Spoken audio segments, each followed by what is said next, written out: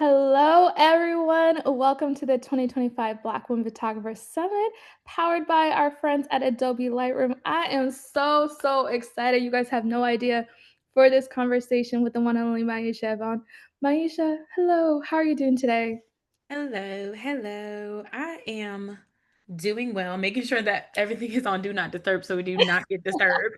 Um, No, we are not going to be disturbed for the next 90 minutes, for the y'all. next 90 minutes, we have to lock in. I'm doing well. Happy Saturday.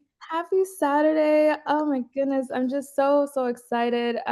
We've been doing a lot of talking offline before leading to this moment. And those who are attending, you guys do not know for the treat you are in right now. For those who are not familiar with Myesha's work, Myesha Evon is a visionary photographer and director whose work captures the spirit, beauty, and complexity of Black life. Through her lens, she crafts imagery that feels both intimate and iconic, rooted in legacy, yet always looking forward. Today, we're diving into her journey from Cleveland to creative direction, from still imagery to motion, and from personal storytelling to global impact. So I know I just did a lot right there, but also not enough because I feel like I could say so much about you and your work. But let's Thank start at you. the beginning. Can you take us back to Cleveland? How did your upbringing shape the way you see the world and ultimately influence your work now? Um, Thank you so much for that intro. That sounds so fancy schmancy and impressive. So, I I'm mean, you are impressive. Your work is impressive.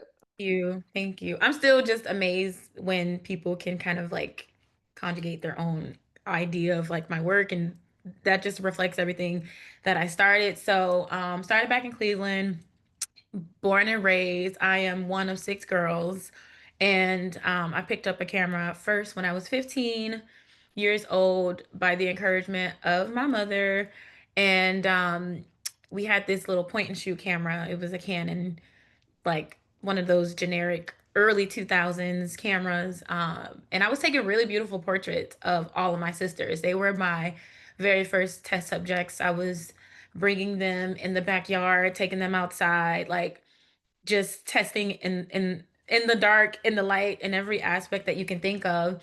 And that kind of encouraged me to go and attend Cleveland School of the Arts, which was a public arts high school that me and all my siblings attended. And I was able to major in photography because that was one of the programs that were there. So starting in my ninth grade year, my freshman year, I was able to start to study photography. Before that, I was a band kid. I played the piano, I played the drums, everything in between, everything you could think, played in church, all the things you can think of.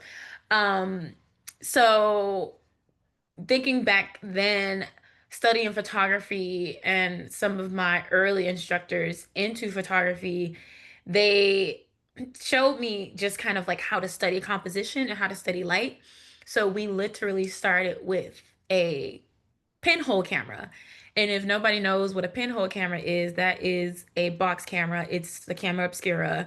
It is basically the science behind photography. And in a pinhole camera, we were creating our own reflective, like putting reflective, light sensitive paper inside of the Ilford paper boxes and then creating a flap with the tiny hole to bring the light in and project the image.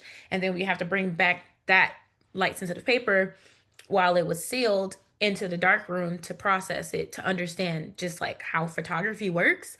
And I just remember when I was young, I was so frustrated because I was like, why are we dealing with these boxes? Like, where's the heavy duty camera gear that I see on America's Next Top Model? Like, I want to get down to the good stuff. So I think early on at 14 and 15 years old, just having the patience to compose an image and look at where light is and kind of study light in that way. I really feel like it helped guide my visual language and just like how I see the world now. It also gave me a level of patience. So, because of that process, I grew a love for analog photography.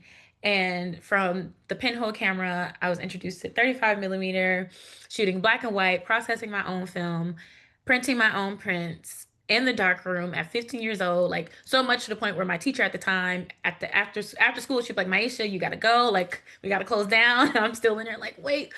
I just need for the darks, the blacks, and the tones to be deeper, like obsessing, not realizing that I was creating a lifelong career at the time. I was just doing something that I was genuinely interested and curious and excited about.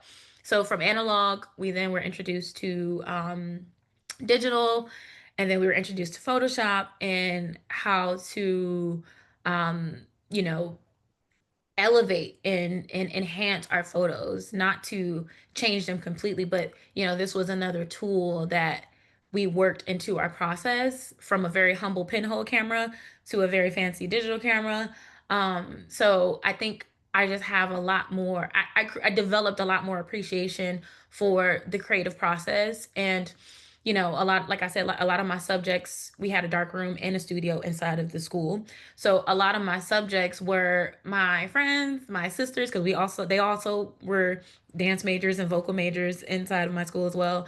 So during lunch period, I would be in the studio taking photos of my sister and like creating these really exaggerated I portraits, love that. or my friends who were like dance majors. A lot of them needed headshots, a lot of them needed um ballet images. So I have one really good friend where she actually went to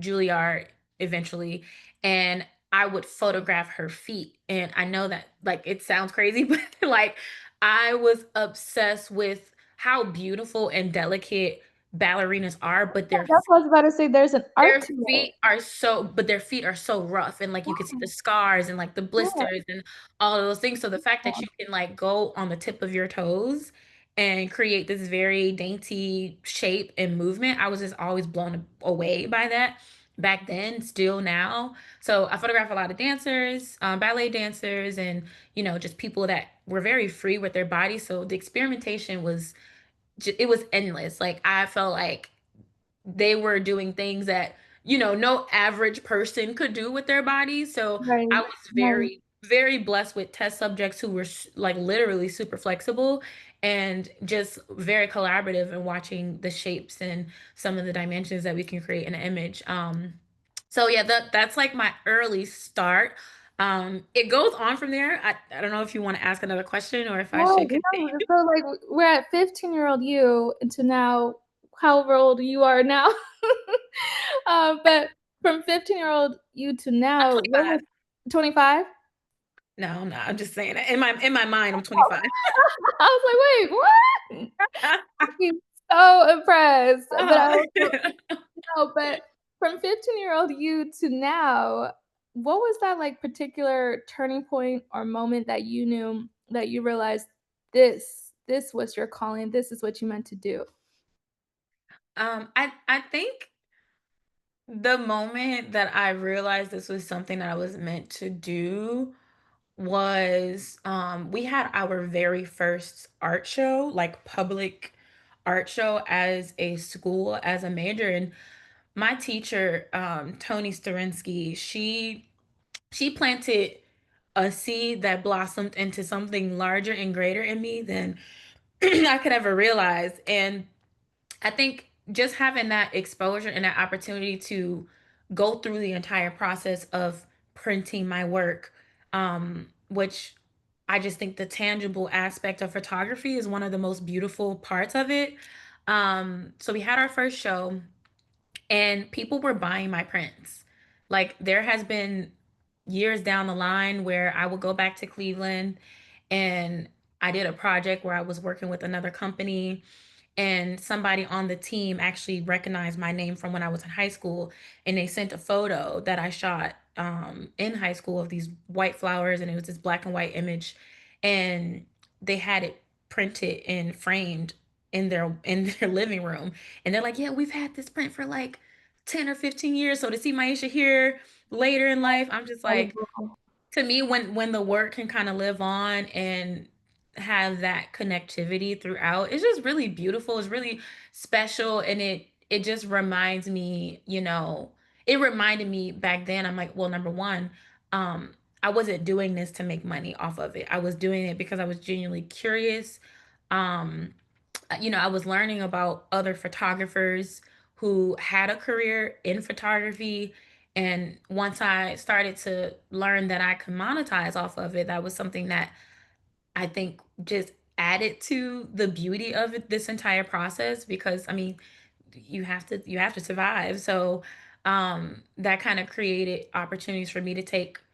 I was doing portraits in the city. I was working with other fashion designers. I was also designing my own clothes at the time, and I would photograph that. But it was always a dream of mine to l- move to New York, go to Parsons, which I ended up doing. I went to Parsons New School for Design. I ended up majoring in communication design and minoring in photo because I had so much that I learned about photography, and I was still actively photographing people fashion week once I actually moved to New York. So I was doing everything: family portraits, headshots, All uh, the things. all the things just to keep the ball rolling. But when I went to Parsons, I, you know, majored in something that I thought would help with like my overall visual eye and like my overall visual language when it comes to, okay, when you think about photography and where it's being placed, there's going to be text over it. It's going to be consumed by someone. It's for some type of promotion. So I'm like, if I majored in graphic design, then I can learn kind of like the design aspect, and that's something I can apply later in my life. And I ended up working out beautifully. Even though when I graduated, they kind of encouraged you to kind of like start as a junior designer, and then you work your way into a senior designer position, then you go into an art director, and like it just kind of evolves from there. But I think majoring in comm design and having the background in photography that I've always had, it just helped catapult my career forward a little bit more, if that makes sense. Mhm. Um, Mhm. so oh yeah, my website. Um, Oh, yeah, 'cause I want people to see this, the visual language that you have that you're able to communicate. I mean, your work feels so deeply intentional. It's emotionally rich, community-centered, and just obviously stunning, just visually stunning. What inspires your visual language? what inspires my visual language? Black women. And that's not just because I'm on this. No, It's don't. not just because I'm here, but like Black women, because to me Breathtaking. they are the source.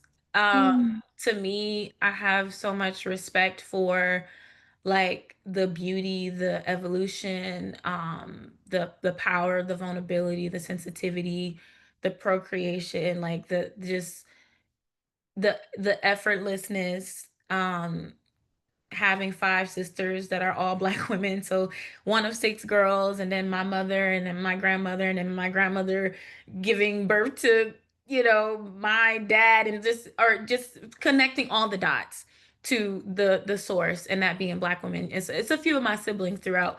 That previous yeah, photo is actually my little sister. good thing. Yeah. That's Wow. that's one of my sisters, and I shot that back in 2021 because she was supposed to go to prom. She was actually graduating high school. She wasn't able to go to prom because of the pandemic. And we still wanted to create a moment to really highlight this beautiful dress that she had designed by a friend of mine in New York. And prom is a really big deal in the Midwest, by the way. I don't know if anybody else, but it's like red carpet, like people they go up, they save a lot of money for to experience prom and to really show out. So I still wanted to create a beautiful portrait of her in this moment, in this setting. Like this to me kind of felt like a school setting. It kind of felt like things were being dismantled or just kind of like broken down around her, and she's in this really beautiful dress. So I wanted to highlight this moment for her.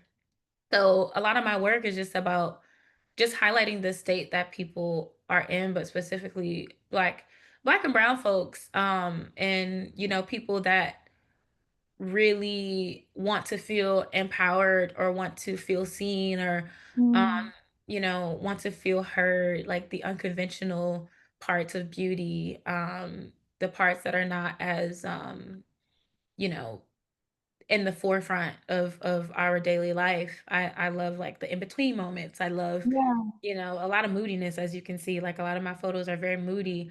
I was a moody shooter at 15 and 16 years old, and sometimes I look Mm, back at that work and see pieces of myself and just where my eye started, but also how my eye has evolved since then.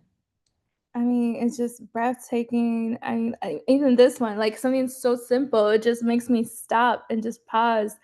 And like the softness, the way you capture us just being. Um, and on that same lines, because you often celebrate legacy and identity in your storytelling. How do you approach these themes while avoiding, stereotypes or expected tropes? Um, that's a really great question. I think for me, because I can associate with my subject matter, just me being a Black woman, I think about all the different archetypes of Black women and how they show up, and not just the Black women, but Black men as well. And I think in terms of legacy, there's a photo of the four, well, it's like four men and then a little boy kind of popping out. If you scroll down to that black, yeah, that one right there. So that's my family on the Oh, so this is called Four Generations, right? And the first young man is my dad with the locks. That's my little brother kind of peeking over on the side. Next to my dad is my grandfather. Next to my grandfather is my great uncle. Next to my great uncle is my great grandfather. And wow. this was during a time where I felt very overwhelmed personally, emotionally, with like the imagery that was being presented around Black men. It was very violent. It was very like they kind of had this illusion of power that I don't feel like I see. Power meaning like their guard up, and like they always kind of look like they're about to fight or defend or protect. When my in my environment and the men that I came up around, they're Midwest, very country as well, because it's by the way of Tennessee and Alabama that my family is from. So the examples that I had around me were just like Black men taking care of each other. And I went back to Cleveland to photograph my family in their property. So this is my great grandfather's home. This is a place that my grandfather and my dad were all raised. So I really wanted to honor the legacy of the land that my great grandfather, built while migrating to a place like Ohio from Tennessee.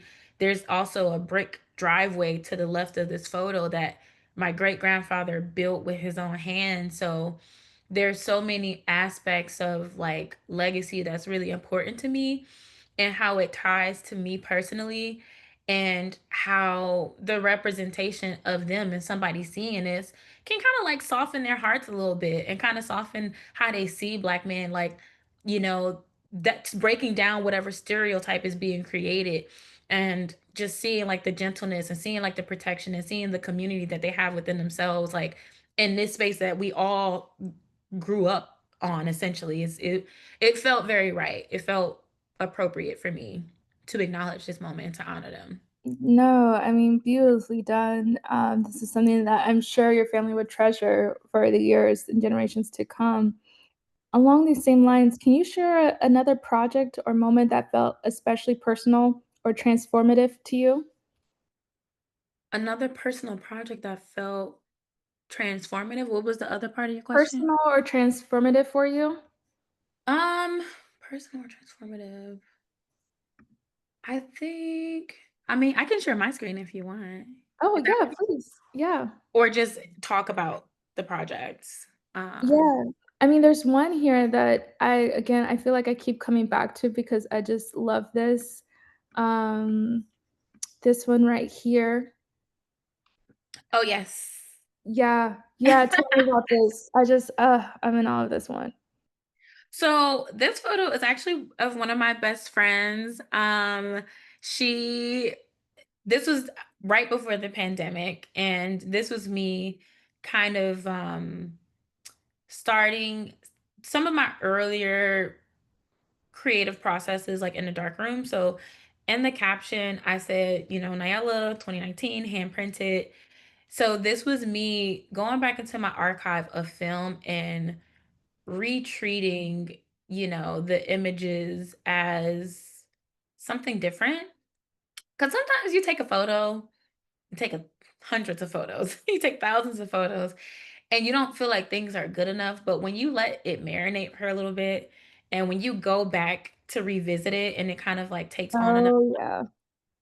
you're shocked at yourself almost. Like you're almost like you want to pinch yourself. Like, why would you even do that, girl? Like this is beautiful. So that was my thinking with this image, and this is actually something that we're gonna walk through in our session.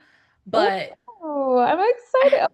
Okay, okay. I want to say with this in particular, I love duality. You know, I love duality of people. I love when people are very multifaceted. And my friend, she had just shaved her head and like she had to wear a do rag. She had like short blonde hair and she was going to the barber. So I'm always interested in kind of like the world of gender kind of intersecting and like she still looked very soft even though she has on like this do-rag and like this gold chain and like a black shirt, which I think is just her because she's also a very chic artist.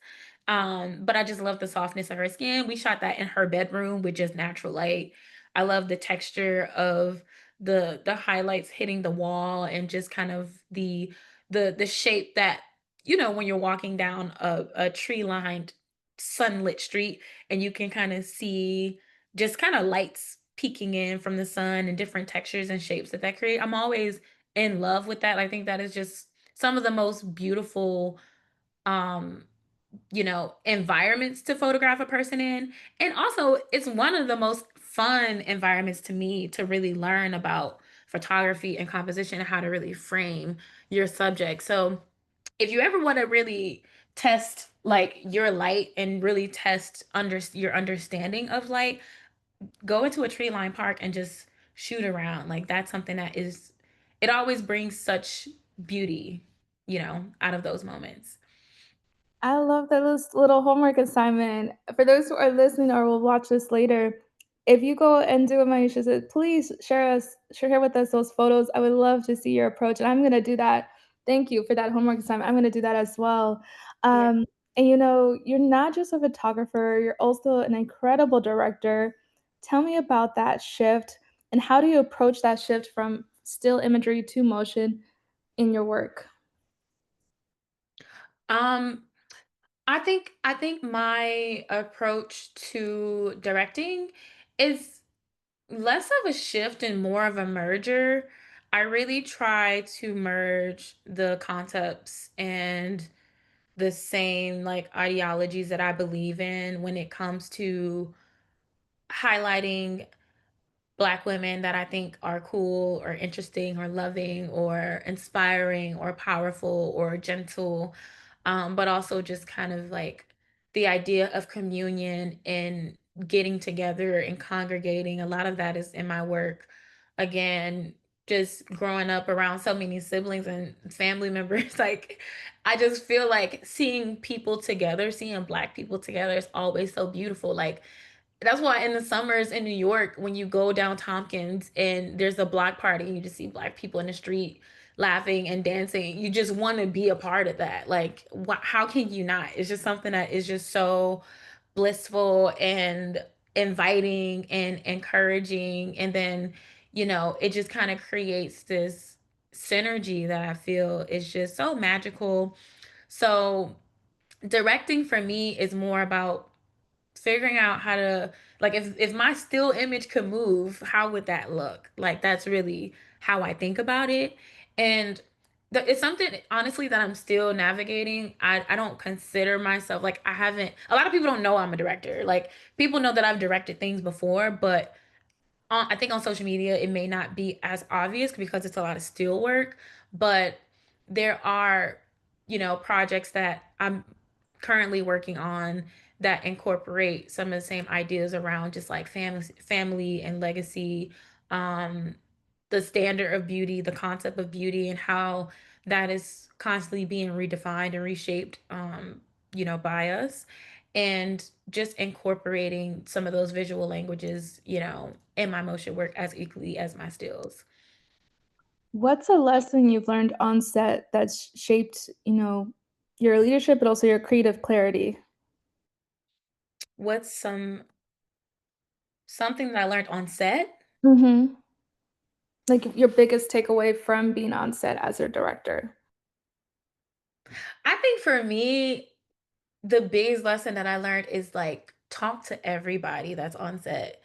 I really try, some sets are larger than others, but I really try to go around and really speak to people and just learn a little bit about who, if there's time, learn a little bit about who they are and what they do. You just never know who is in the room. You never know, what I don't even know. I don't even want to say what connection, but because I feel like everyone really brings a valuable insight to anything that we're creating.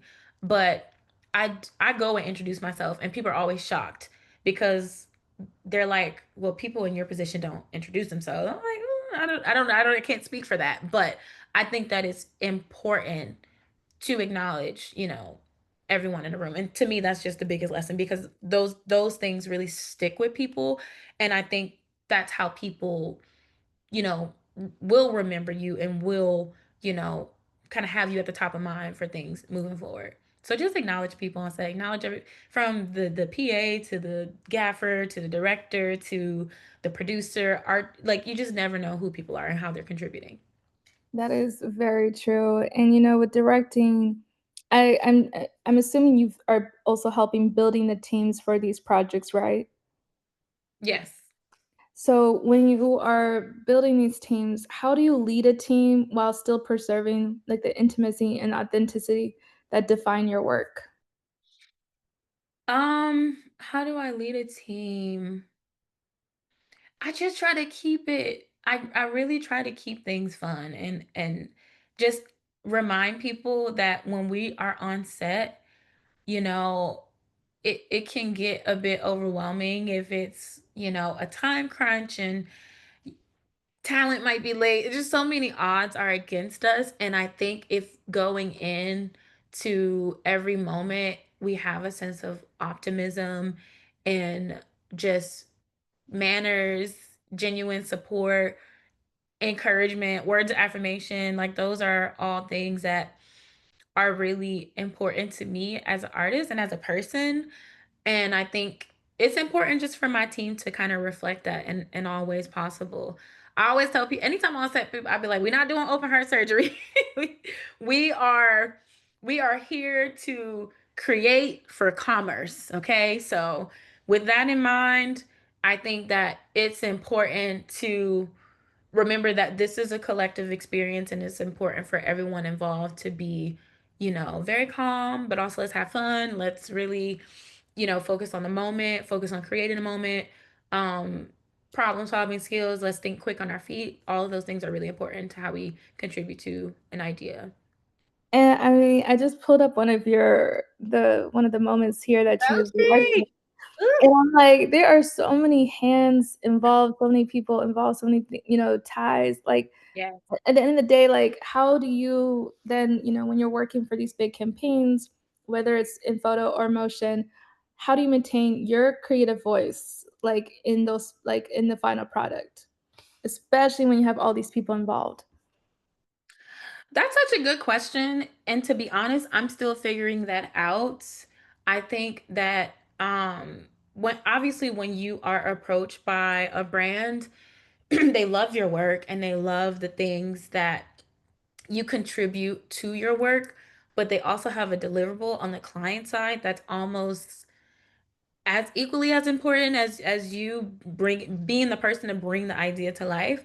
So finding that balance is for me, vocalizing what my editing style is, vocalizing the tonalities that I like to keep true to my work. Um, it doesn't always land, and that's something that I'm learning. But I think as I move forward and start to create more personal work and also start to create more personal work that has a consistent tonality, it'll become evident. You know what I mean? Um, so I think, yeah, if anybody has a question, please let us know. So I think it's something that I'm still learning to hone in real time. I always also tell people I am not an expert. I'm a student to the game. I'm a student to the craft. I'm constantly and forever evolving, like learning on a regular basis. So I think editorially it's easier to get the results that you want because you typically have more control. Commercially, it's filtered to so many people, editors, retouchers, art directors, creative directors. Everyone has a different eye that might shift your visual language a little bit. So I think just trying to find a balance, being vocal as often as I can is always really important for me. And I just hope for the best outcome. And I wanna go into the editorial for a second Yeah. because I think some of your editorial pieces are just some of my favorite works by you. And just give people an idea when you are going in to photograph, whether it's for time or essence, how much time do you actually have with these people, your subject, and how do you just approach that day? Like, what is your preparation for that day in the moment? How do you approach the color, the light, everything? Everything all at once, all the things. All the things. Tell me about Um, all the things. you just come in just juggling. But for real, it depends, honestly. It's not like every day is never the same. It there's so many things that I expect to go wrong than to go well. Like I'm always optimistic and I'm always open and I'm always just like everything's gonna be good. Like we gonna kill it, you know. I'm trying to keep that heart into it. But there are some things where it could put a wrench. Like talent could be 4 hours late, you Mm, know, or a light could break. And all these things have mhm, happened. A light could break. It could be anything. So for me, I just try to have my mood board. So with every single shoot that I do, I put together my own mood board, editorial. They usually send a brief and a general concept. I really like to, like for Jalen Hurts, for example, they told me what the write-up was about, and they being Essence. They told me what the write-up was about. They told me how they boomers sumer. I don't know what that means. um but they told me what they wanted. They told me how they were going to speak about him, and though I did my own research, and I usually go and do my own research on the subject that I'm photographing, watch YouTube videos, watch interviews, just try to get as much insight to them as an individual. And oftentimes, I think with any athlete or celebrity or person that's very large in the public eye, I try to just see them as a person. And obviously they're all people, but I really try to understand, you know, who they are on a principle and moral and kind of like a moral compass level. And with Jalen Hurts, one thing that I loved was that he was a very faithful man, meaning like love God real bad and love to let the world know that, because every interview he's quoting the scripture, he's praising the black women that have raised him. He is really dedicating his focus and how he sees the world to how he was raised, which was by women. And I just thought that was so beautiful, and I thought that was so powerful. And he has a powerful presence, but he's also very soft spoken. And I just thought that was just really, really fascinating. So with the Jayla Hertz photos in particular, I put together a mood board. I wanted to highlight something that was symbolic of Christ. I wanted to add like a cross image and like create this light with the cross on his face. And like I was just doing all this crazy stuff. And the creative director at the time was just like, yeah, like we love this. So I typically lay out a mood board. I create multiple, you know, settings and like the vibes that I want to document. Yeah, it's that photo right there in it. Yeah. I create different scenes that I want to not mimic, but just kind of make our own.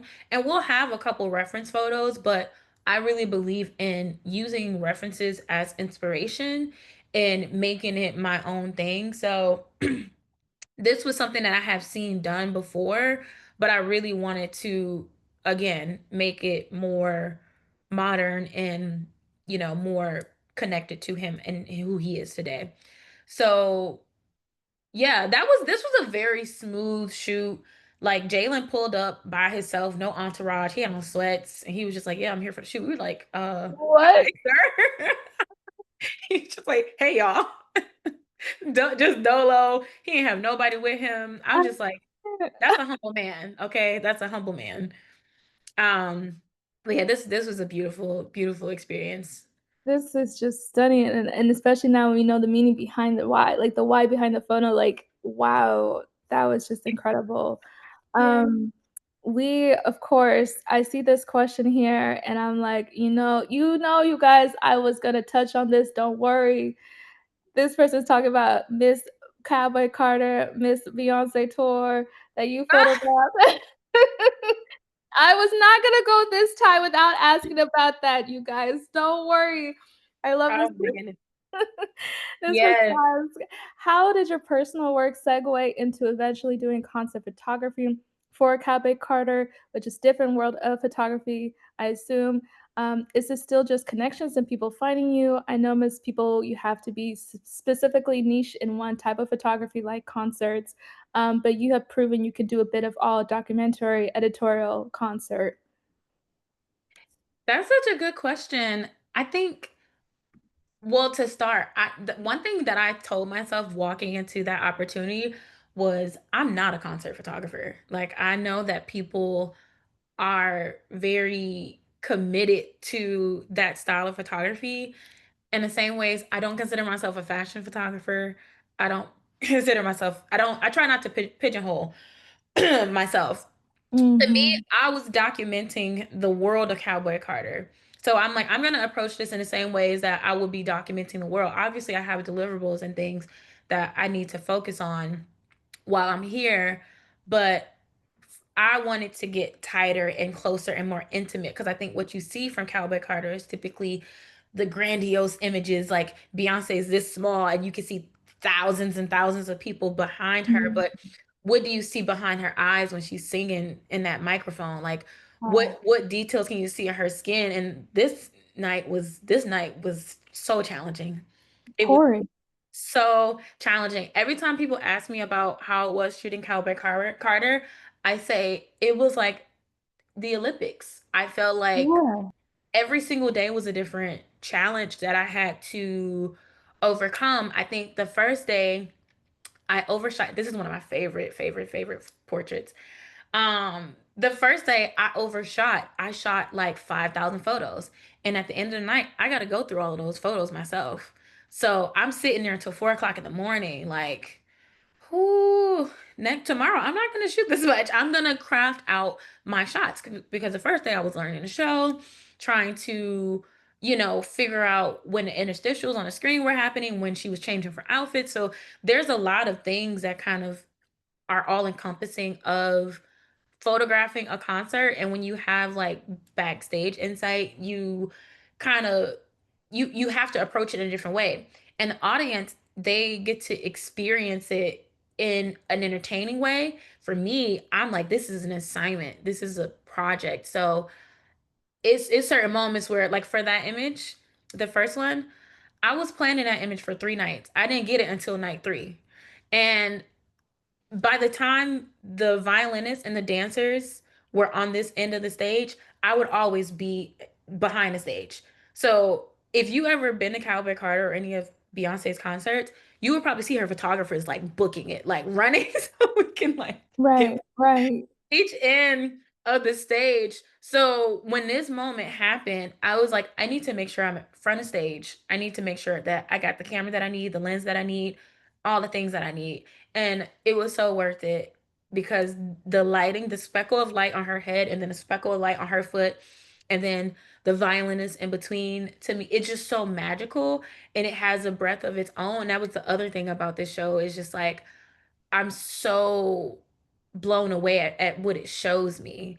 And to me, that's what photography is about. It's less about me photographing a concert and more about me identifying energy that people can see this, and not knowing that this was connected to Cowboy Carter and Beyonce, and seeing that this feels like something beautiful. It feels like art. It feels like a moment. And I thought that this was like perfectly framed. There was I there was another question that you asked. I don't know if I answered everything.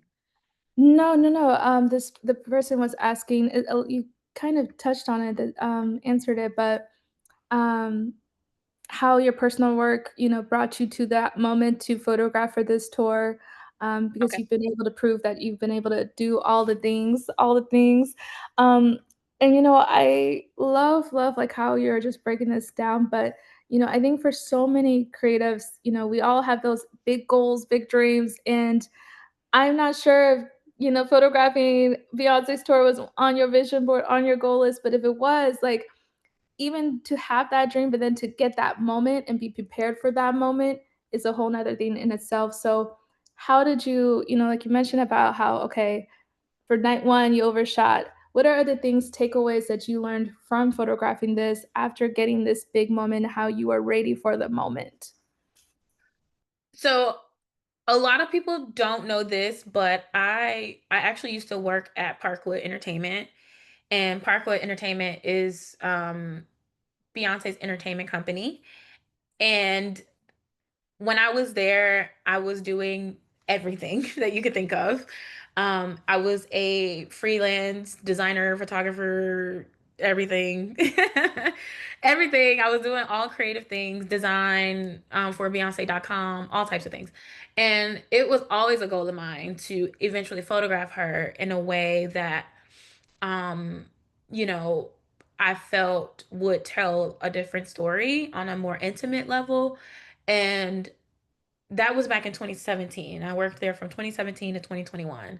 So it's now 2025. That's about 8 years. And I know some people there, and they know that this goal was like something that was really important for me. And that was something that I you know, wanted to stay connected to because, the work has been evolving over time. But I think one thing about working with a person like B is she does have a say in the people that she collaborates with. And I do think having the connection and the eye and the intimacy aspect of my work was something that really spoke to that. This is what I assume it spoke to her and her team. And I think of all the because she has multiple photographers on Cowboy Carter Night. There's Mason Poole, there's Julian, there's Ravy B, who I think you guys also had Yep, a part of the Raven B summit. won, she was our first Yeah. keynote speaker for the Adobe Lightroom B2B I'm summit. sure she could Mhm. speak to it. Like there's Okay. multiple people running around and they all have different, deliverables and different Mhm. focuses. And I think one of the most inspiring parts for me was like, yes, I have this massive moment to document something that's going to be a part of history that's so monumental to so many people. And like the fact that my name is in rooms that I'm not in is a very like major blessing that I do not take for granted. But I'm also like, this is a moment for me to play. This is a moment for me to be curious. So I literally treated those 5 nights in the same ways that I was going around with that pinhole camera. I felt like so like inspired and rejuvenated and so like the world is my oyster in that moment.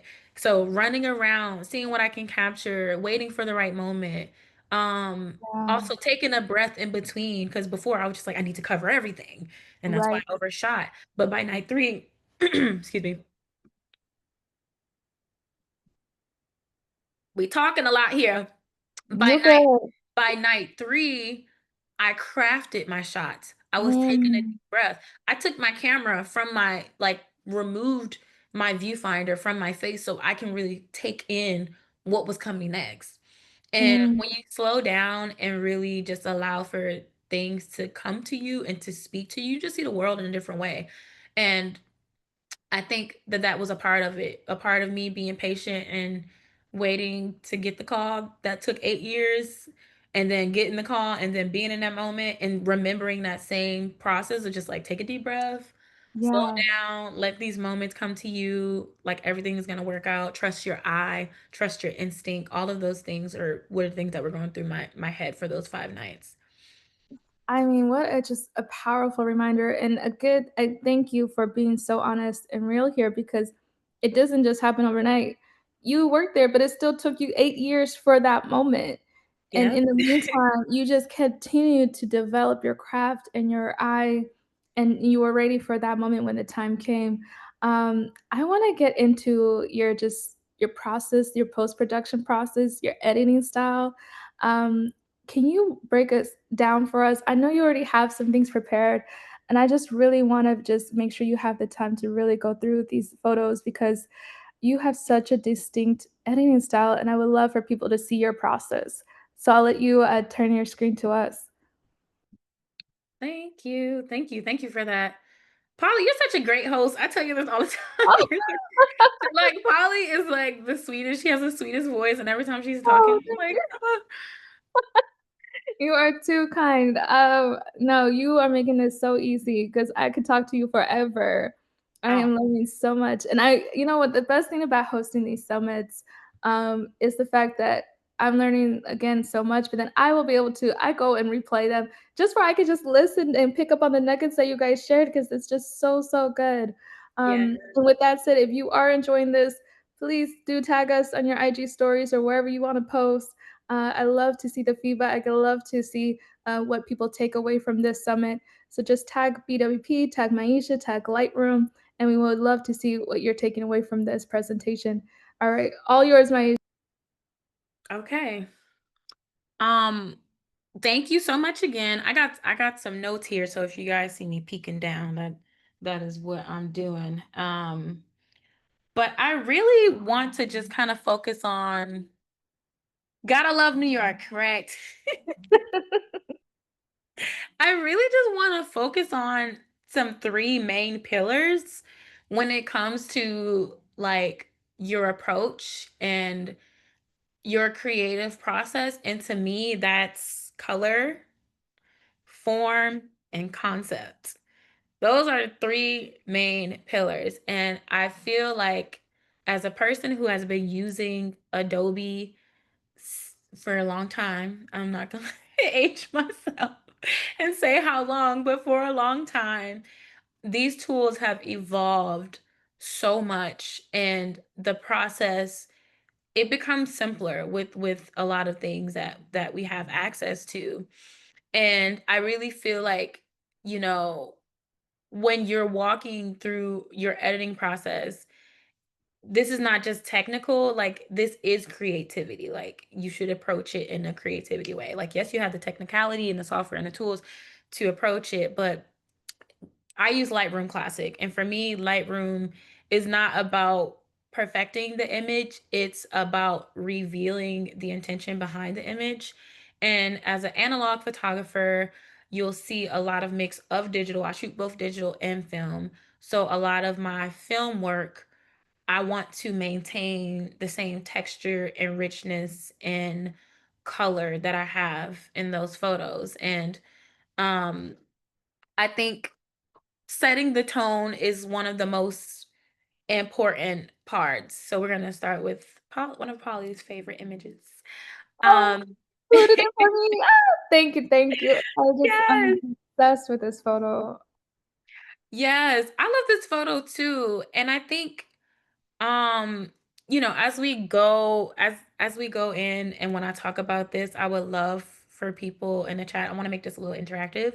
So I would love for people in the chat if you can like as I talk, maybe think about what colors or moods you naturally gravitate towards as I'm talking through this.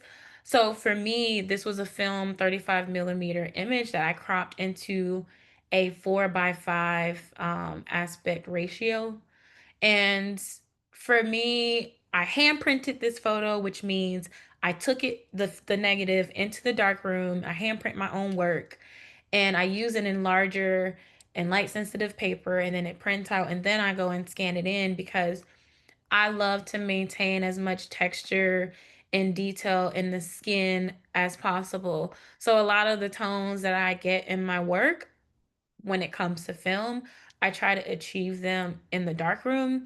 And if I'm not quite able to get them there, then I would bring them into Lightroom Classic so I can sharpen the color a little bit more. So, for me, I love to really find emotion through the tonality. And for this photo in particular, because we were in her bedroom right by a window, and you can kind of see that light leak from the trees coming in, and that was like our main source. And it was creating this beautiful like highlight texture on the background. Like I love those imperfections. I think they're really, well, I don't think they're imperfections. I think they're really beautiful. I think it helps to texturize the photo and like the environment a little bit more. But thinking of color as a mood, I really want my tones to feel like inviting in this photo in particular and warm. So I will use my own photo as a color reference. And to me, warmth, golden, to me this feels like that. So what I like to do is in my reference film strip, I love to reference my own work. And in kind of like relation to this photo in particular, before I go into the editing process, this was a moment with the lighting that I wanted to try in multiple settings. So seeing the light that can be created through natural light and texture, I brought it into the studio and worked with strobes and a mix of strobes and continuous light to see how I can get that same effect and that same tonality in a larger setting. So this is me kind of like testing out the tones in a more intimate, more laid back setting. This is a bit more professional because there was like a whole team of people, but this still feels very intimate. Like you guys probably wouldn't know that it was about 25 people standing behind me because the moment feels Not have guessed at all. Wow. exactly. This moment feels so still, and I wanted to bring, like, if we could bring the trees and the light into the space, like, what does that look like? So this is a mix of that light, and I would go and kind of like use the image as a reference to kind of create that same mood, that same environment, that same tonality, like, and that warmth. Like that was something that was really important to me, and also maintaining the true skin tone of the subject. Because again, Photoshop and Lightroom for me is to enhance the world. It's not to change it completely. So I love in real life in camera coloring as close as possible, and then you're kind of using these tools to help you enhance those photos a little bit. So same thing with this series of photos with Brian Tyree Henry. I shot these for Essence. It was a digital cover, and again, wanting to maintain that texture, that richness. Same thing with this one. So using my own work as a reference for the continuity and the consistency, and kind of like to your point of the question that you asked earlier, Polly, maintaining that throughout the work is using your color and referencing your own work as your basis. And it's not to say that you can't experiment, because this was back in 2021 I created this work. It's 2025 now. I shoot a lot cooler. I'm more into like blues and like cyans and moodiness in the images. This felt very warm and more into kind of like the reds and a bit more saturated. So sometimes the world changes a little bit, and it doesn't mean that you have to be married to one concept or one way of editing. It's also the evolution of your own visual eye. So in a lot of work, like I said, you could see that same richness and that same tonality. Um, and just a question, like, if you guys could describe this portrait as a song, what color would it sound like? To me, it would be Golden Lady by Stevie Wonder. If you could create a soundtrack to Oh, your work, if you, because now you can go on Instagram and you can post a photo and you can add a vibe. Like think about your theme song to your work. So that's something that I think um is really beautiful. And then again, wanting to make sure that I keep a level of um honesty in my tonality. I then try to, from color, I shift my focus to form. Um, for example, let's see.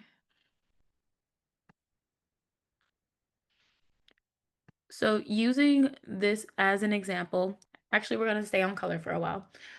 using this as an example, this is a photo that I photographed of rapper on the right. Her name is Mona Leo.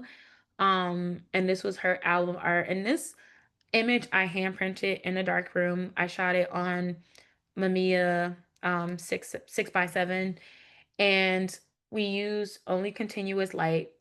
And again, we wanted to create a moodiness, a warmth. I really want the ambient lighting of the candles and the lamps and all the things that are in the environment to still stay true. I didn't want, we could have got a strobe, we could have got a high power flash, but I wanted to keep the texture of the environment very heavy. Um, so to me, this image, and I'm gonna take my glasses off, which is also something that I do sometimes. To me, this image is still, it's close, but still slightly off when it comes to like the world that I want this to be in. I feel like here, her Nyala's skin tone has a little bit more saturation. It's a little bit more of a kind of reddish orange undertone. This one feels a little green, which I don't think is the truest. So again, if I don't achieve those colors in the dark room, then I'll go and try to like, enhance them a little bit more.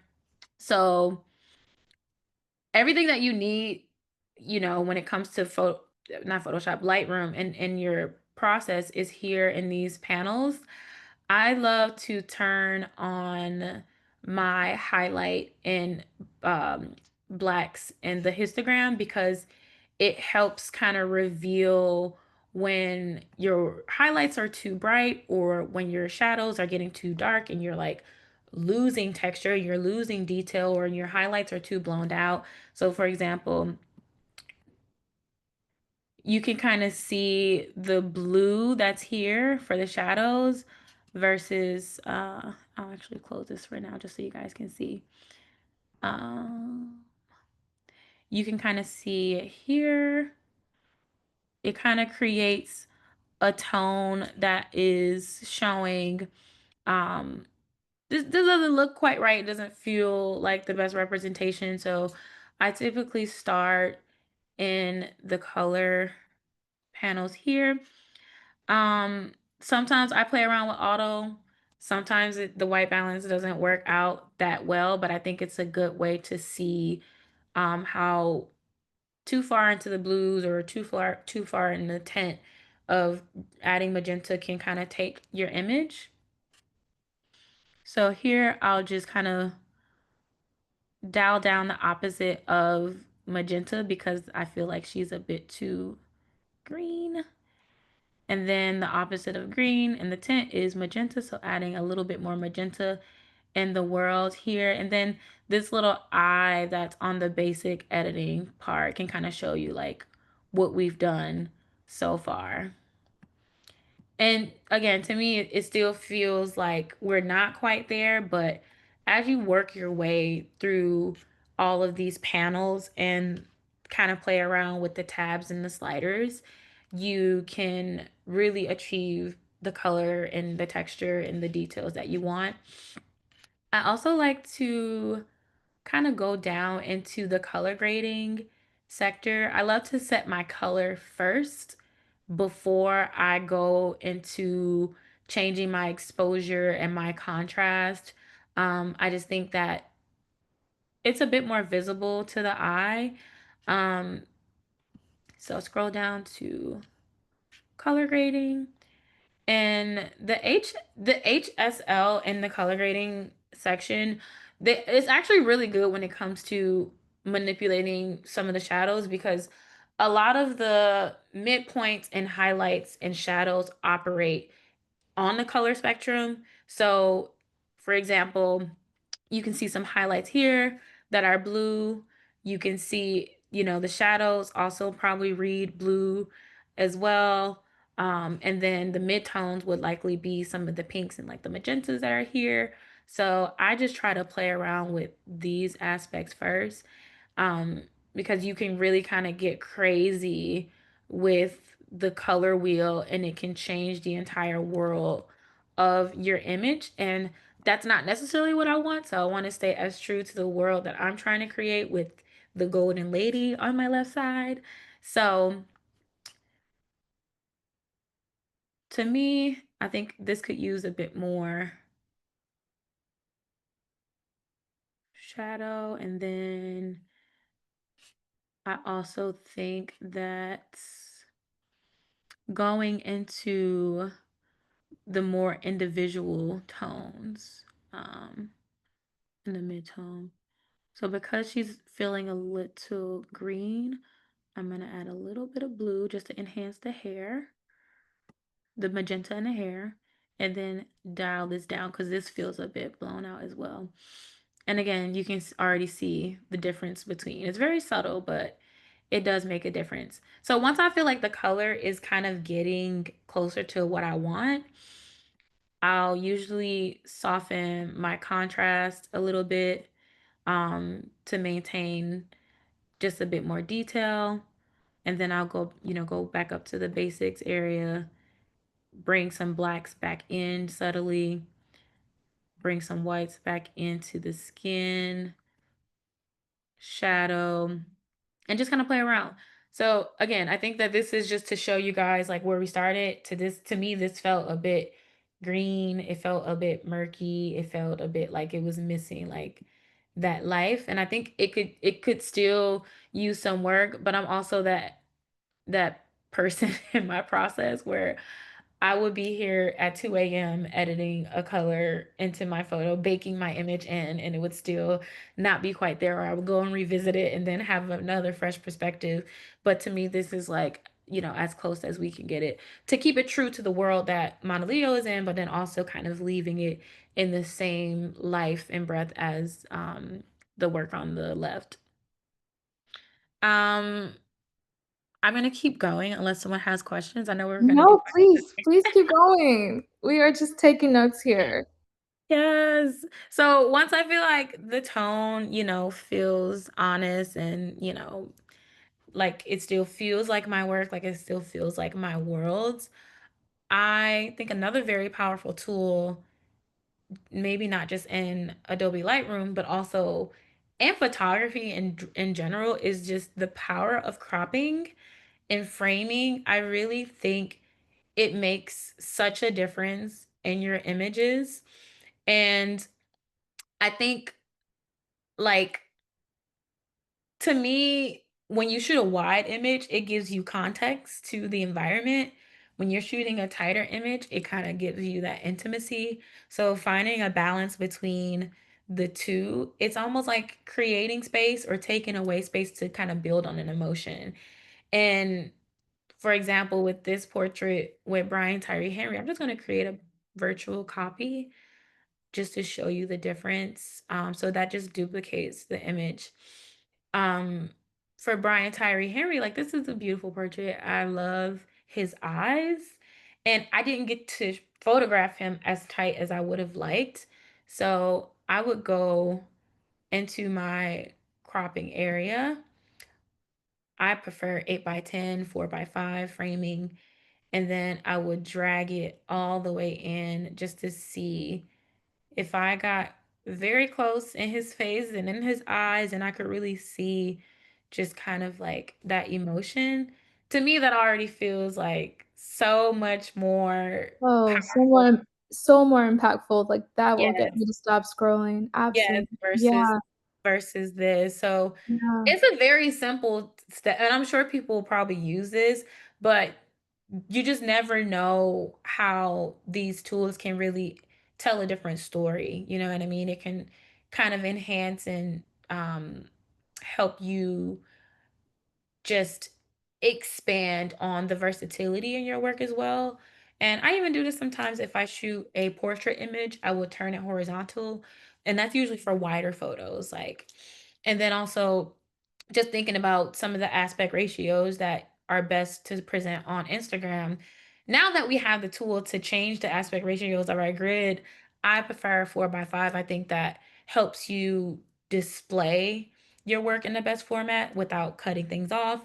16 by 9 is usually good for stories, but I feel like 4 by 5 is a good like ratio for social media, for your website. You can also apply it for those images as well. So yeah, cropping to me is like, you know, a form of editing. And, it's something that I think every photographer should play around with, like, even try to do some, like, the most ridiculous things as well. Like, I mean, I would get crazy. I would, like, chop off his head and just, like, do that too, just to get even closer, you know what I mean? I feel like that just changes the language and the conversation that you're having about this portrait. Um, okay, so now that we've, shaped the light, we talked about composition. We've talked about, color presets and how to reference your own work, and really just using yourself and your trusting your eye, trusting your instinct, and using yourself as a source of inspiration. Another level inspiration for me, I pull a lot of my own inspo from art, film, photography, from real life, from photography books, more importantly. Um, I would take photos of, like, certain, like, the way a light might be hitting a building. Like, I'm always observing my environment and seeing how I can bring that into a portrait, or seeing how I can bring that into a space and recreate some of the same, reflectiveness or texture or um shadows or things, spotlight, anything that is in the real world. So I think using art as a reference is very inspiring for me. And if you guys are not familiar with Barkley L. Hendricks, he was an American painter in the 70s who painted a lot of beautiful, soulful portraits of Black and brown folks. And when I think about community, and when I think about the community that I come from, being from the Midwest, being surrounded by, beautiful Black men, beautiful Black women, everybody's so fly, everybody got their own style. I think of Barkley L. Hendricks' work. And when I saw his work, I was introduced to his work back in 2015, I believe. No, 2016. And I saw this portrait in person, and it just felt so powerful. It just really encouraged me to do more research. And I felt like he was painting from photographs, because you could really see, like, the detail in the frames, the toothpick, the swag, like what they're wearing. And I was just like, oh, if my photography could, feel like a Barkley L. Hendricks painting, like, what would that look like? So that brought me to my photo shoot with Kofi Cerebo, who is an actor, and you guys might recognize him. He's really talented, very down to earth. We actually were introduced by a friend, Joshua Kissy. He introduced Kofi and I, and he was like, "Yeah, you guys should create something." Also, shout out to the friends that be thinking about you and your work in connection to other people. Absolutely. Yes, And we they actually did a conversation with Joshua Casey as well, in Oh my partnership with peers. Adobe. Yep, yep. I I'll love drop that. that link in the chat. Yep. He's an I incredible photographer and director. Sorry, keep going. No, I love that. So Kofi, we got together, we booked a studio. This was for his to celebrate his 30th birthday, and he was just expressing to me how, he wanted to showcase a bit more art and, like, simplicity. Like, it was just me, him, a stylist, and a groomer, and then my boy who shot some 16 millimeter film of, like, the behind the scenes. And we were just in a studio until the night, and it was pouring raining outside. And luckily I knew that the studio was going to be this white space, because I was using that Barkley Hendricks reference um as a source of inspiration. So this is the raw image, and this is the way that we shot everything initially. And you can see a lot of vignetting. It's a little bit distorted. I shot this on, like, a wider lens, but I wanted to maintain, just, like, who he is as a person, the detail in his eyes, the details in his wardrobe, and just, like, some of the various gestures that he's doing. That was really important for me. So to make this my own, before anything, I like to scroll down to the panel, the lens correction panel, because that drives me crazy. So you can already see that flattens the image. Another thing that I would do is initially go back to the crop because this feels a little crook. So I would just kind of click right at the top and try to find that horizon between kind of straightening the image out a little bit. Another tool that I think is really powerful in Adobe Classic specifically is if you go down to the transform tool after, or the panel, after you've cropped an image and it still feels a little wonky, you can just hit auto and now it feels like a completely different image as well. This is something that I feel if you want to perfect it a little bit more, I think this is also super helpful. Um, I felt like black and white is more appropriate for this aspect, and I also felt like this would make it my own, and it would add to the richness in his skin tone and the texture in his skin tone. So I would switch to black and white. And then this is right at the top under the basics panel. And automatically it kind of takes it into like this monochromatic world. I would bring my contrast down just a little bit. And from here, I love to also go into my tone curve just to add what's called an S curve. And typically, an S curve is like one of the safest treatments that you can add to your photos to maintain true highlights and true shadows as it pertains to an image. So sometimes I like to go a little crazy. To me, that creates a little bit too much detail. I'm on the floor and the wall. It was a little dirty in here. So it kind of reveals a little bit too much for me. You can actually see like some of the paint that's there. So I would keep that as true to white as I can. So add a small S curve, and then in order to add to a little bit of the richness in his skin, I love going down to the black and white mix. And if you look at the raw photo, to me, Kofi has a bit more of a red undertone. So I try to play in the reds a little bit. You can kind of see it subtly changing. Mm. So here it's kind of changing like the colors of his lips. Orange might be a little bit more powerful. I think that that is a little too dark. It's not true to his skin tone, but I do want to make sure that we can see some of that contrast. I'll play with yellow just to see what's yellow in the frame. I don't know if you guys can see the sleeves are changing, like right on the inside there. Oh, yeah, mhm. Um, and then when it comes to everything else, again, I like to keep it true. There's also the auto button if you want to let it just cook on its own. The capabilities of Adobe for me, they touch very closely to um, what is considered a properly exposed image. There are a lot of professional photographers working on the product and the tools to help enhance our photos. So trusting the auto inside of Adobe is also very much okay. Um, but just to kind of show you a before and after of like where we started versus where we are. Um, Let me see.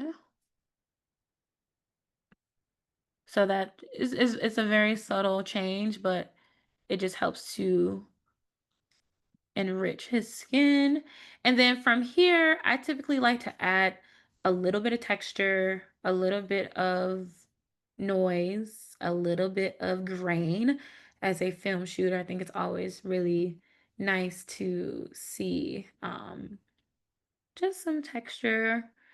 And you can change like the roughness, you can change the size, you can change like the intensity. Because to me that already brings a different tone of voice to the image. So I'm gonna make it just larger just so you guys can see because I know it might be hard. So that to me is a little too far because it starts to blur and distort him a little bit. And that's what I don't necessarily want. I want to preserve as much detail and texture in his skin and in his face as possible. So I would just tone down these a little bit more. Very subtle. And then from here, I will enhance my black because I love when I just love the godliness of people. I love when things feel angelic. I love when things feel like otherworldly. Like this reminds me of Bruce Almighty when Morgan Freeman came to Jim Carrey and was just like, "Yes, I'm God." Like that's like I start to create these concepts in my head about what do you want this to feel like, and it's always in reference to a movie or and that's what I mean by finding reference to films. It could be something goofy, like it could be something that no one else would actually get unless you actually connected the dots. So then from here, I would go in and crop to get it Instagram ready. And I kind of like that he's like off center. So that was actually very intentional with my framing. So I would just embrace that. And then in Photoshop, I would definitely go and remove the outlet because that would drive me crazy. So there are little things that I would take away just to add to like the cleanliness of my photos and kind of help enhance the world a little bit more. So that's the power of referencing art. And again, I think I was speaking about just how my world has changed. I'm just going to turn off these clipping masks because it's showing that in the histogram.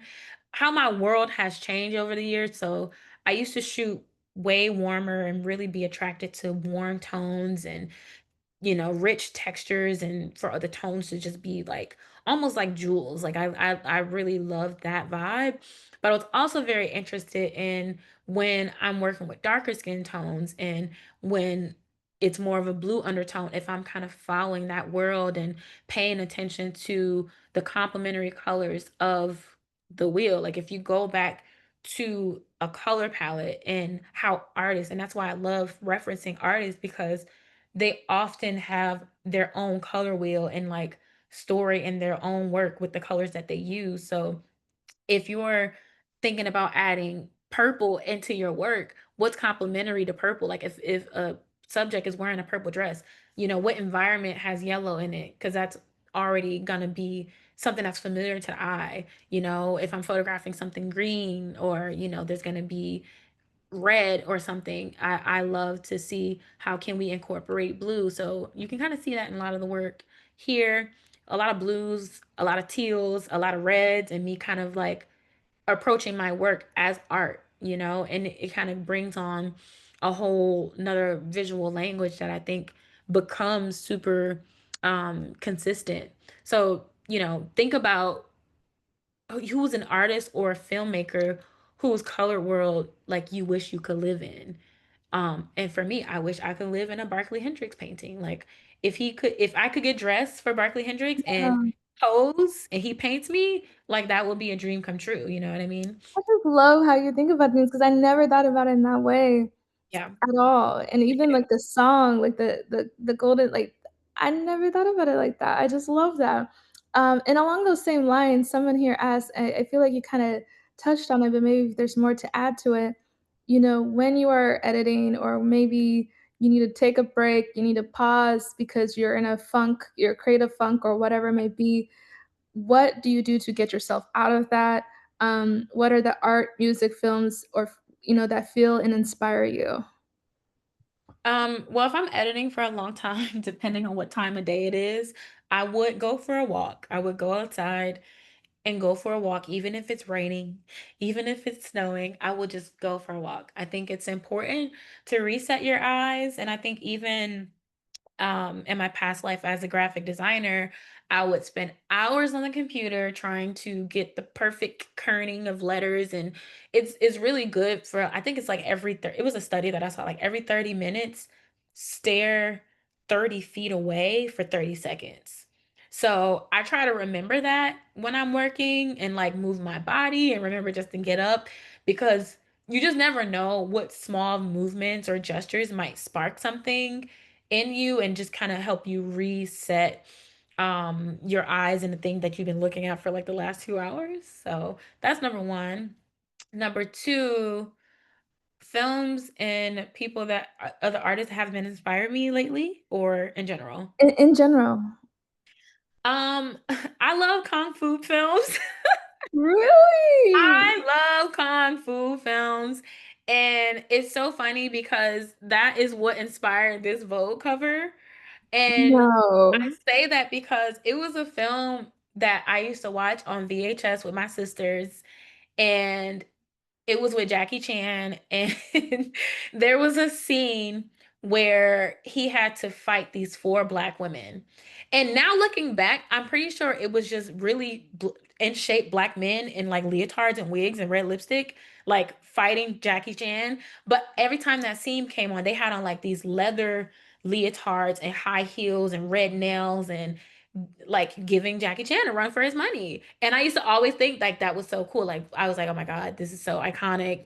Black women are so strong and powerful. Like, I just wanna, I love this. That movie from the 80s inspired this entire like concept because I love the merger between like athleticism and fashion and sports. And like this was something that I ended up pitching to Vogue Portugal in collaboration with the stylist who had the connection here. So that's the other thing with like editorial stuff. Like you gotta collaborate with people who also are connected to the publications and the things that you want to work for. And this was actually our first time working together, the stylist and I.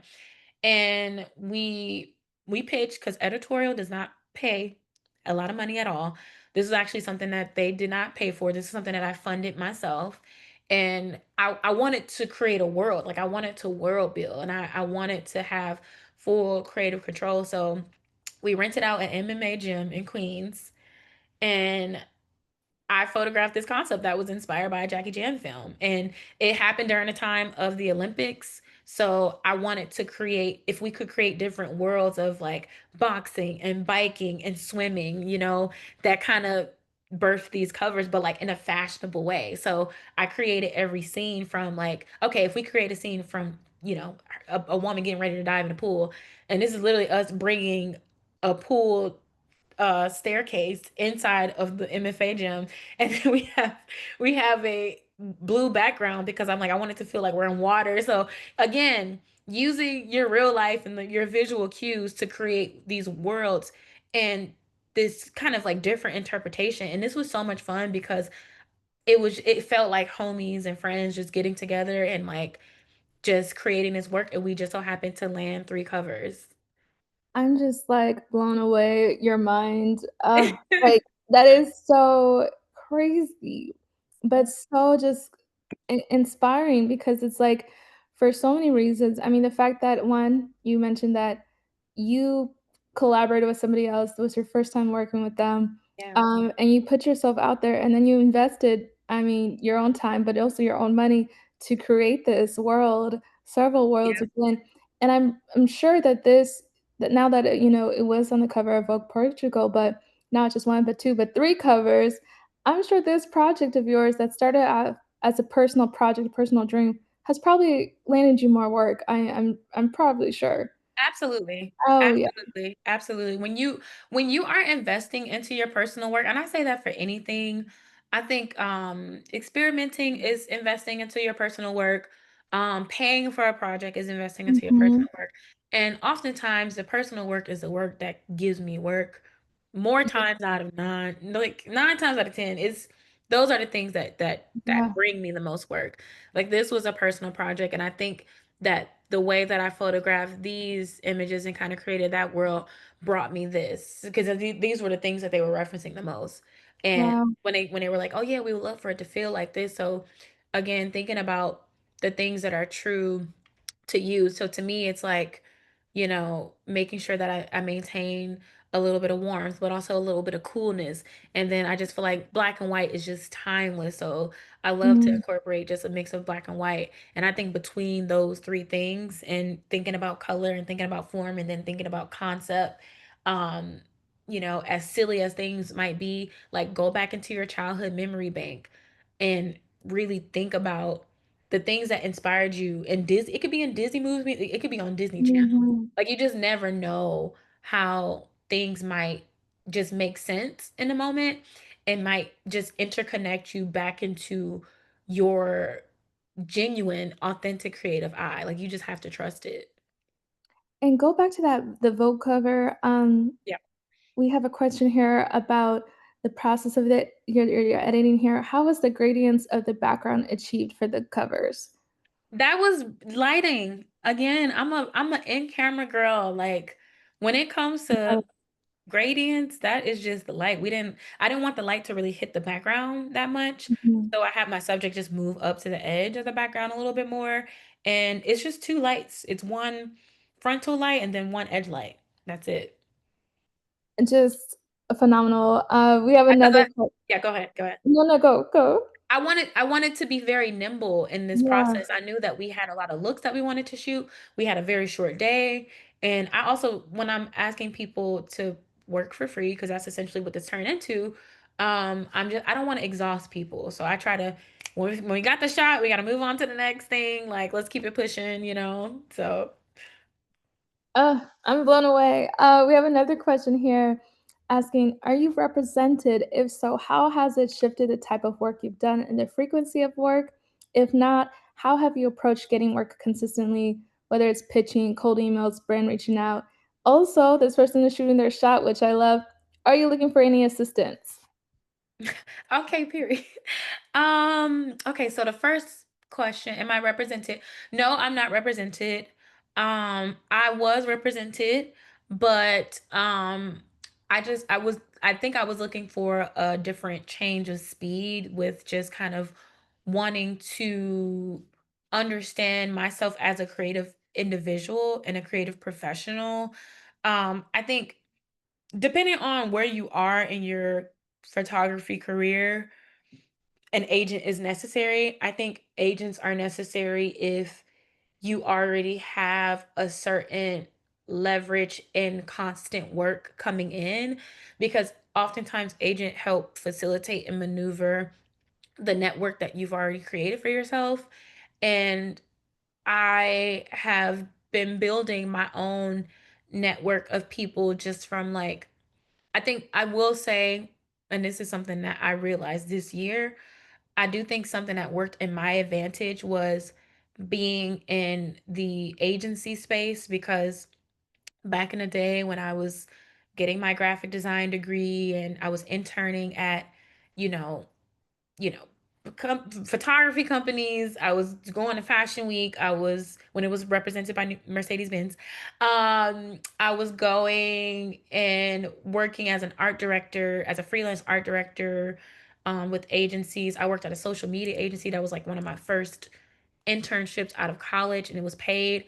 And then I got the opportunity to work at Parkwood. I think it connected me with producers and art directors and designers and, people. Even this year, there's a project that I shot for Foot Locker, and I photographed Lil Tecca and LMA. And it was the agency side and there was a production side. The production side are good homies and friends of mine that I've been working with for years. They've brought me on for multiple personal projects that they've worked on. So now they've grown and like established their own bandwidth to be able to produce clients on the agency side. And that agency was the first agency that I had interned at. So when they came together and they thought about a person to collaborate, it was me because of the history that we had. So I don't cold email. I don't pitch myself. I feel like I should, but I think that that is just a little bit different, because everything I do is word of mouth. Everything I do is just from, you know, I really tell people that God is my agent. I feel like he's the greatest source and he's going to always be giving, like there's so much to give, there's so much work out here. It's going to always be somebody thinking of you, and as long as you hone in and focus on your voice and your work and what it is that you want, and not try to seek it out for someone else to get those things for you, is going to always come to you and it's going to always work in your favor. But with that being said, you have to be actively experimenting and putting yourself out there and taking risk, when it comes to, your voice and the stories that you want to tell. I mean, just so many just powerful words and reminders right there. And, I just can't believe we're almost at time, but Yeah. thinking about 15-year-old Myesha, what would you say to maybe the 15-year-old Myesha out there listening right now to this conversation? What would you say to them about, any advice about breaking into the industry, whether as a photographer or director? Breaking into the industry, you have to give it time. Um, I've been doing it a long time now, and early in my career.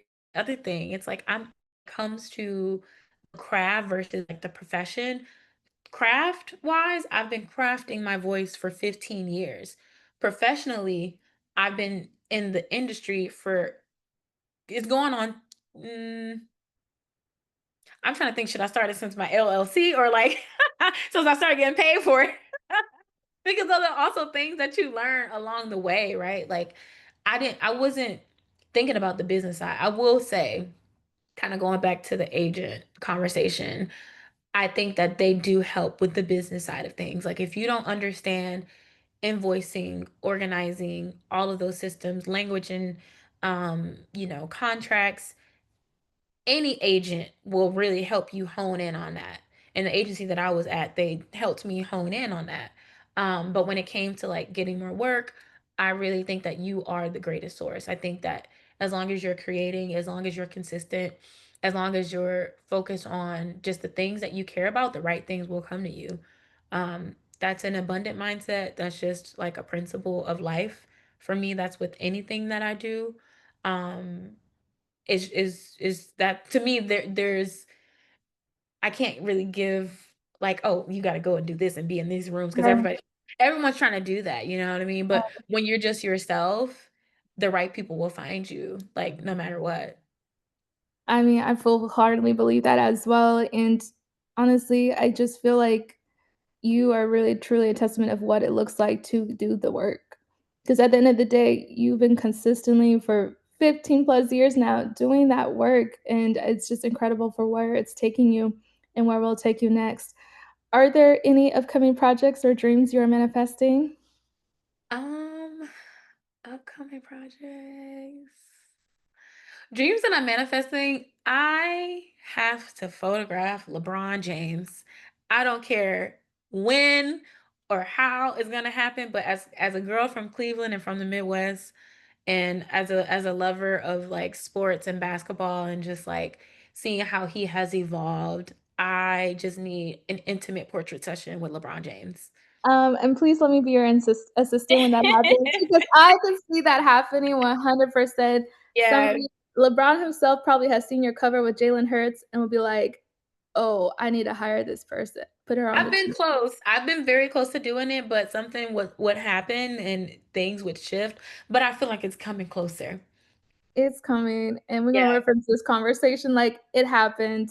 It happened. exactly. Myesha, you are just incredible. Thank you so much for your time, your expertise, showing us your live editing, image editing with Adobe Lightroom. Is there anything else you wanna share with us before you go? Um, I think I feel like I've been rambling for so long. I'm over here Stop trying to make sure rambling. I'm over here trying to make sure I Oh, gave everything no. that I wanted to say, but I guess like at the end of the day, like these everything that we have is just a tool from Lightroom to Photoshop to AI, whatever you're using to enhance the world, it is your visual language. And I think whether you're matching tones or cropping intentionally or drawing from art and film and music, the goal for me is always the same, just to make your image feel like life, like there's life here and like to feel alive because we're living a human experience. And to me, having access to a camera that can document the truth is one of the biggest sources of power. So if your truth is, photographing, it could be anything. You could be photographing landscape images. To me, that's showing life and like the power of like botanical and urban landscapes. Like Mhm. you could be interested in Mhm. anything, but is that something that really draws to your heart? It may not be the most popular thing. Like I say keep editing, keep experimenting, keep trusting your eye, and your eye will always tell you when something feels right, when something feels good. But yeah, if anything resonated with anybody, like hit the chat, DM me, like let's talk more. I want one thing I want to make sure that I'm doing, continuing to be a to the art and continuing to keep creatives and artists encouraged. Like don't feel discouraged by I know it's easier said than done, but try not to be discouraged by the weight of the world and the things that are happening around you. Like if you see light in something, document that Mm. and like really honor that. Like if you see the light in the world, honor that.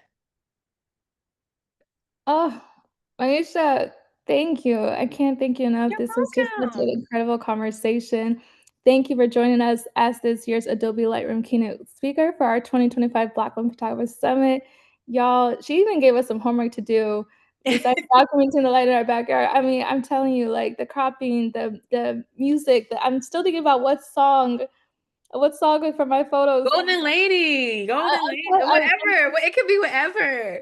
But this, I'm like, really, really, like, I really be inspired by my life. Like, it could be a childhood core memory. Like, be inspired by that. You know what I mean?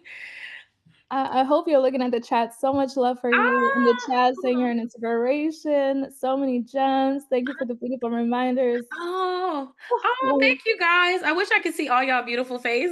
I can only see me and Holly. I'm But so I sorry you were stress. stuck with my face this whole No, time, but no, I'm grateful. You're a gorgeous girl, please. I'm grateful for this experience and I'm grateful to Adobe Lightroom because again, this was something that I manifested. This is something that I wrote down at the beginning of the year and I shared you that with did, y'all. Holly. She showed me the notes, the timestamp. I had no Okay. idea. She just hit me up on the DM and I was just like, "Oh my God, I want to do this. Is so cool." And everyone over at Adobe that I spoke to, they're just so inspiring and encouraging. So there is a source of community behind these tools that really Yeah, care about the work that we're doing. Like that's one thing that I will say. It's really beautiful to be a part of it and to be a witness. So yeah, y'all just keep creating. just Stay keep true to you. creating, That's it. keep creating, keep doing the work. It takes time. You know, she didn't just photograph Cowboy Carter overnight, y'all. These Yeah. things take time and just stick with it. And again, Myesha said you can reach out to her on Instagram or wherever to, stay in contact. Again, thank you so much, Myesha. Thank you, Dolby Lightroom, for sponsoring this keynote. We will see you all at the next event, the next summit. Bye, everyone. Bye guys.